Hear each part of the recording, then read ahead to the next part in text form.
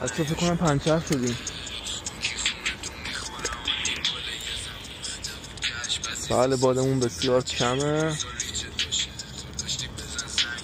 اگه اونجا یه چیز هست میریم بچه، اونجا میریم باد میزنیم بهش. باید برسیم اونجا یه بادی بهش بزنیم. پنچر شده.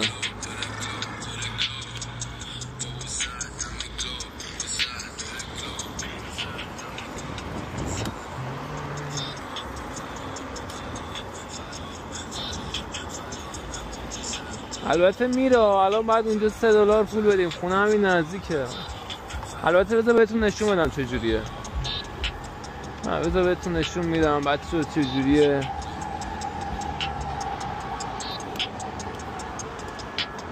اونجا باید بریم. حالا هر کدوم که زودتر اومد دو جهت رو میزنیم ببینیم کدوم زودتر میاد اونجا بریم.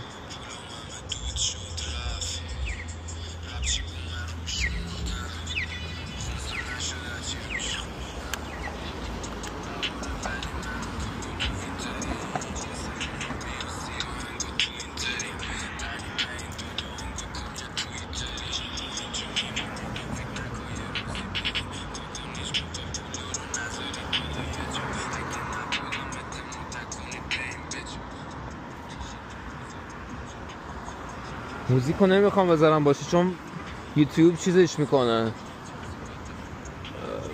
صدا رو که بشنوه رباتش نمیذاره ویو شیر بخوره. کلا داستان درست میکنه و حوصله ندارم، پس موزیکو کمش میکنم. وگرنه دوست داشتم بچه موزیک با صدای بلند براتون پخش بشه. پمپ باد باید داشته باشن، اینا همشون پمپ باد دارن. بچه بنزینم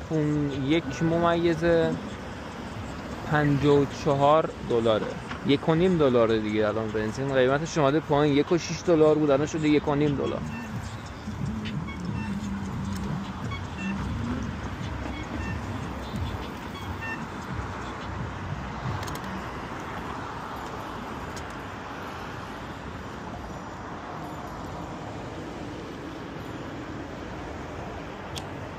پمپ باد نداره فکر کنم بچه‌ها.